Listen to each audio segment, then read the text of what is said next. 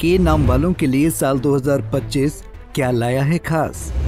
जानें के नाम वालों की कौन सी है राशि। वर्ष 2025 की फुल डिटेल के लिए के नाम वाले देखें ये वीडियो। 2024 का साल आधे से ज़्यादा बीत चुका है और सबको अब बेसब्री से इंतज़ार है साल 2025 का। इस बीच कुछ जातक ऐसे भी हैं जिन्हें अपने राशि का नहीं पता है, जिन्हें अपना नाम का अक्षर तो पता है लेकिन उन्हें अपनी राशि का ज्ञान नहीं है। आज इस वीडियो में आपको बताएंगे कि यदि आपका नाम क से शुरू होता है यानी कि के से शुरू होता है अंग्रेजी के शब्द, तो आपकी राशि मिथुन बनती है, क्योंकि आपका जन्म या तो मृगशिरा नक्षत्र के तीसरे या चौथे चरण में हुआ है या आर्द्रा नक्षत्र के पहले चरण में हुआ है। तो यदि आपका नाम अंग्रेजी के शब्द के से शुरू होता है तो आपकी राशि मिथुन है। आपको अपना राशिफल भी इसी जो है वो राशि के हिसाब से देखना चाहिए और आगे इस वीडियो में बताएंगे कि आपका आने वाला साल 2025 कैसा रहेगा। तो बात करेंगे 2025 की, तो सामने कुंडली लगी हुई है मिथुन राशि के जातकों की। 2025 बड़ा इंपॉर्टेंट है। कारण यह है कि 2025 में 4 ग्रह, बड़े ग्रह जो हैं वो है राहु केतु और गुरु शनि। ये चारों ग्रह राशि परिवर्तन करेंगे। सामान्य तौर पर हर साल ऐसा नहीं होता, क्योंकि शनि 2.5 साल बाद राशि परिवर्तन करते हैं, गुरु का गोचर हर साल होता है और राहु केतु 1.5 साल बाद राशि परिवर्तन करते हैं। लेकिन 2025 में इन चारों ग्रहों का राशि परिवर्तन होगा और चारों ग्रहों का राशि परिवर्तन होगा तो उसका असर कैसा रहेगा, उसका प्रभाव आपके ऊपर क्या आएगा, मिथुन राशि के जातकों के लिए उसका क्या फ़ायदा नुकसान होगा, ये सारी चीज़ों की चर्चा करेंगे और आपको बताएंगे कि कौन सी डेट्स है जहाँ पर आपको थोड़ा सा सावधान भी रहना पड़ेगा। ये ध्यान से देखिएगा वीडियो, यह बहुत काम का है आपके वीडियो। और यदि आप पेज पर पहली बार आए हैं तो पेज को सब्सक्राइब जरूर करिए और इसे शेयर ज़रूर करिएगा। तो यहाँ पर कुंडली आपके सामने है। आप देख सकते हैं कि 1 जनवरी के दिन आपकी कुंडली में गुरु का गोचर हो रहा है 12वें भाव में। गुरु का गोचर 12वें भाव में अच्छा नहीं होता। गुरु कुंडली में दूसरे भाव के कारक होते हैं, पंचम के कारक होते हैं, 9th के कारक होते हैं, 11th के कारक होते हैं। ये बहुत सारे जो अच्छे भाव हैं कुंडली में, त्रिकोण के भाव हैं दोनों, उनके कारक होते हैं और आय स्थान के और धन स्थान के भी कारक होते हैं।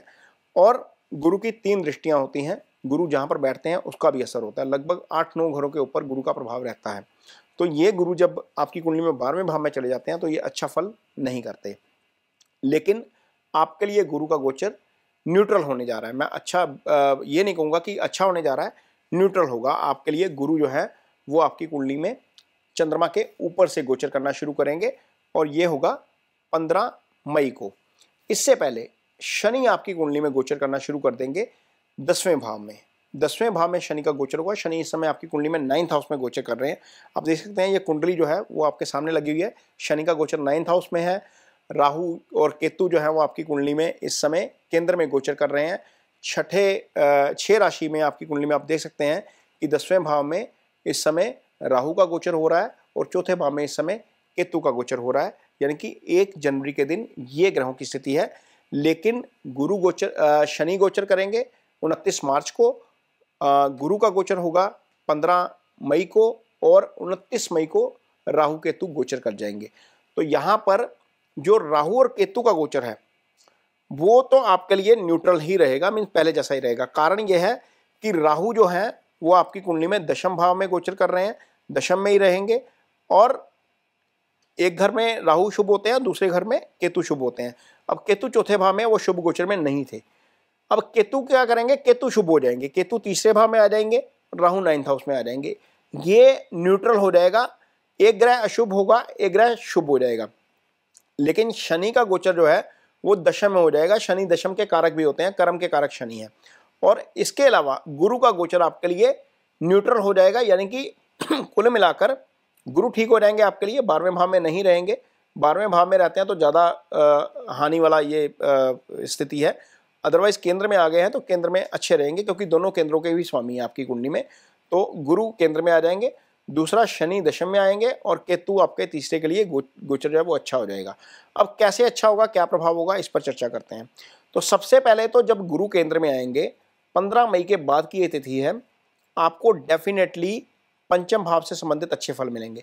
पंचम भाव क्या होता है? पंचम भाव आपका बुद्धि विवेक का भाव होता है, क्योंकि गुरु की दृष्टि आप देखिए यहाँ पर कहाँ जा रही है, गुरु की दृष्टि आपके पंचम के ऊपर जा रही है। पंचम आपका बुद्धि विवेक का भाव होता है, पंचम आपकी संतान का भाव होता है, पंचम से हम हायर एजुकेशन देखते हैं, पंचम से इजी गेन्स आता है, पैसा भी यहीं से आता है, इजी गेन्स जो आता है लाइफ में वो पंचम से आता है।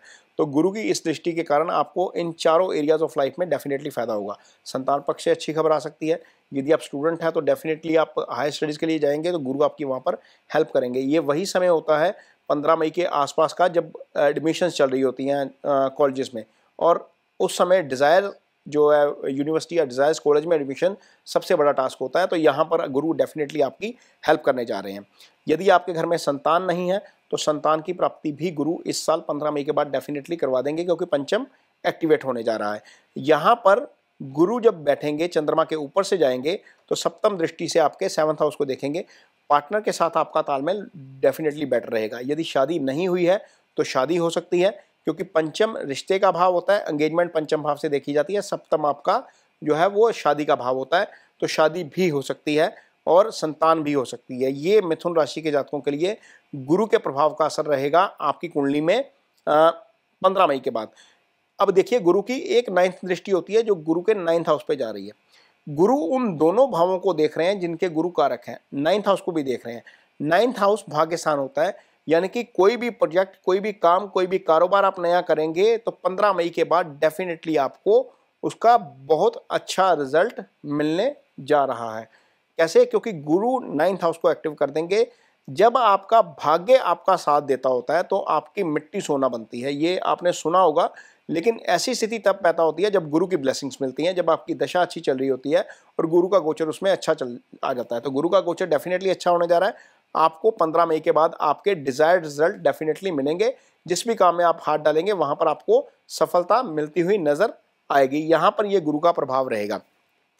अब 2 वो डेट्स नोट करिए जहां पर आपको सावधान रहना है खास तौर पर, और ये डेट्स इस काम के लिए जहां पर आपका कारोबार जुड़ा हुआ है, जहां पर आपकी नौकरी जुड़ी हुई है, जहां पर आपका कोई भी बिजनेस जुड़ा हुआ है। कारण यह है कि जब 29 मार्च को गुरु शनि राशि परिवर्तन करेंगे तो वो आपकी कुंडली में आ जाएंगे 10वें स्थान पे। यहां पर ऑलरेडी राहु का गोचर हो रहा है, यानी कि शनि और राहु दोनों दशम में आ जाएंगे। ये स्थिति अच्छी नहीं है।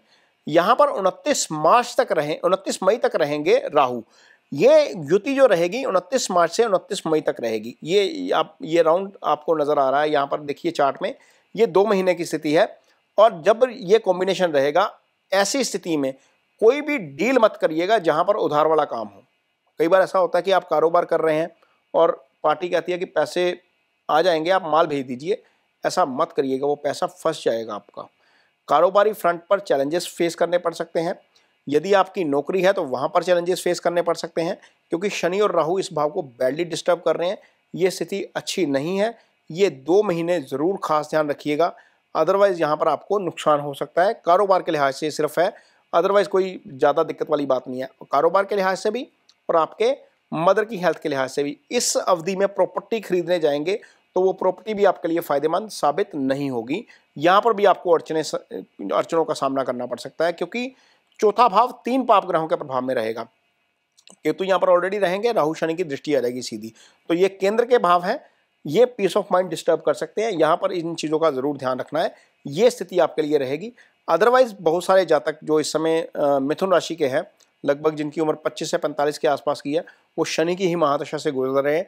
शनि हालांकि आपकी कुंडली में जो है वो मित्र ग्रह होते हैं, क्योंकि शनि की जो मूल त्रिकोण राशि है कुंभ, वो आपकी कुंडली में भाग्यस्थान में आ जाती है। तो शनि दशानाथ होकर राहु केतु से पीड़ित होकर भी अच्छा नहीं करेंगे। तो ये 2 महीने इसलिए भी आपके लिए थोड़ा सा ध्यान रखने वाले होंगे। अदरवाइज यदि गुरु की हमने बात कर ली, केतु की अब बात करते हैं। केतु जो आपके लिए शुभ गोचर में रहेंगे। केतु क्या करेंगे? केतु तीसरे भाव में बैठकर भाग्यस्थान को एक्टिव करेंगे। भाग्यस्थान के एक्टिव होने का मतलब यह है कि गुरु ने भी भाग्यस्थान एक्टिव कर दिया, केतु ने भी भाग्यस्थान एक्टिव कर दिया। अब यहाँ पर स्थिति यह है कि 9th हाउस जो भाग्य के स्थान के साथ साथ आध्यात्म का भी जो है वो स्थान है, और गुरु और केतु दोनों ही आध्यात्म से जुड़े हुए ग्रह हैं।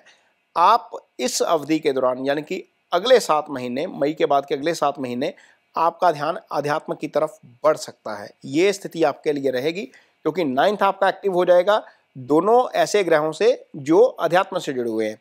केतु 11th हाउस को देखेंगे। केतु के 11th हाउस को देखने का मतलब है कि आपकी एलिवेशन करवा सकते हैं, तरक्की करवा सकते हैं, वृद्धि करवा सकते हैं आपके लिए, ये स्थिति रहेगी आपके लिए। और यहाँ पर आपको आय में भी वृद्धि डेफिनेटली होती हुई नजर आएगी। केतु की दृष्टि आपके सप्तम पर भी रहेगी, गुरु की दृष्टि भी वो सप्तम पर है और वो सप्तम भी एक्टिवेट है। वो शादी की बात हमने पहले ही कर दी है, तो यहाँ पर चीज़ें ठीक रहेंगी। हाँ, ऐसा हो सकता है कि कभी कभी पार्टनर के साथ मनमुटाव हो जाए, लेकिन चूंकि गुरु प्रोटेक्शन दे रहे हैं तो बहुत ज़्यादा लंबी चौड़ी दिक्कत नहीं आएगी। लेकिन केतु की दृष्टि जो है वो आपको डेफिनेटली इसका फायदा होगा। जिनकी शादी नहीं है उनके लिए तो डेफिनेटली फायदा होगा, क्योंकि वो सप्तम को दोनों ग्रह एक्टिव कर देंगे, तो ये आपके लिए अच्छी स्थिति है एक तरीके से। शनि जब दशम में रहते हैं तो शनि भी दशम दृष्टि से आपके सप्तम को देखते हैं, तो ये 3 ग्रह सप्तम के ऊपर आ जाएंगे। शनि की एक दृष्टि 12वें भाव के ऊपर भी रहेगी, जो खर्चे का भाव है। इस साल शनि के राशि परिवर्तन के बाद आपके खर्चे डेफिनेटली बढ़ सकते हैं, और खर्चे जो बढ़ेंगे वो विदेश यात्रा में भी जा सकते हैं। कुछ ऐसे खर्चे आ सकते हैं जिसकी आपको उम्मीद नहीं है, वो 29 मार्च के बाद होगा जब राशि परिवर्तन शनि कर जाएंगे, और ख़ास तौर पर तब होगा जब शनि वक्री अवस्था में होंगे। वक्री अवस्था पे हम एक वीडियो नया भी लेकर आएंगे जिसमें आपको बताएंगे कि कौन सी डेटों में वक्री रहेंगे अगले साल, लेकिन खैर वो अगले साल की बात है। लेकिन इतना ज़रूर ध्यान रखिएगा कि आपके खर्चे शनि के प्रभाव के कारण बढ़ सकते हैं। हाँ, इतना ज़रूर है कि जो संकट आपने पीछे झेला है ये सारे प्लैनेटरी मूवमेंट्स के कारण, गुरु के 12वें होने के कारण, वो संकट अब आपको थोड़ा सा ईज आउट होता हुआ नजर आएगा गुरु के चंद्रमा के ऊपर से गोचर के कारण। क्योंकि चंद्रमा के ऊपर से जब गुरु का गोचर होता है तो वो गजकेसरी योग बना देते हैं, वो आपका थॉट प्रोसेस पॉजिटिव करते हैं, बहुत सारी चीज़ें आपके माइंडसेट ठीक होने के कारण ही ठीक हो जाती हैं। तो ये मोटे तौर पर राहु केतु शनि और गुरु का ये प्रभाव रहेगा 2025 में मिथुन राशि के जातकों के लिए।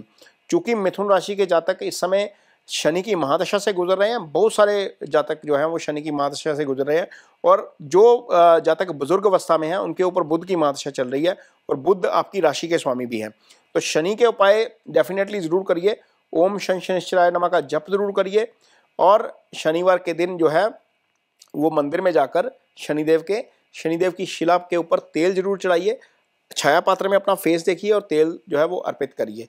इसके अलावा आप यदि कोई लेबर क्लास है, आपको कोई जानता है समाज में छोटे जो है वो ऐसे तबके से हैं जहाँ पर उनकी फाइनेंशियल अफोर्डेबिलिटी कम है, उनकी मदद ज़रूर करिए, उनके साथ रिस्पेक्ट से पेश आइए।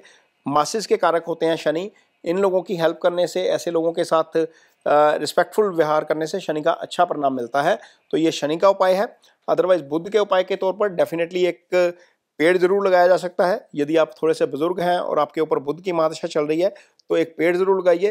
पेड़ हरियाली के कारक है, बुध ग्रीन ग्रह है। यदि हम स्टोन भी पहनते हैं तो वो हरा होता है, पन्ना देखिएगा आप, हरा होता है। तो बुध हरियाली के कारक है, पेड़ लगाएंगे तो उसका डेफिनेटली आपको बहुत फायदा मिलेगा।